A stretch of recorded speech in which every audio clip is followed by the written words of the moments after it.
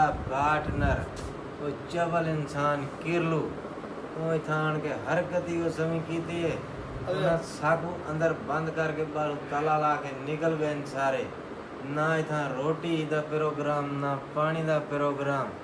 हुण तो जेड़ा है ना ये बोतल खाली पईयां ने देखो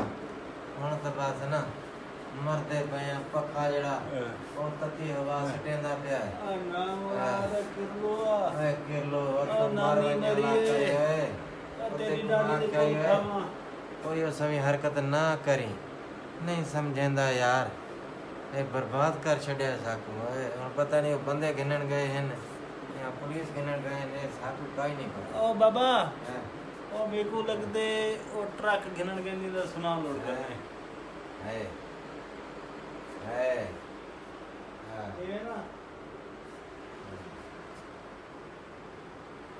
प्याज को हलक खत्म सीधा पिया है हाँ हाँ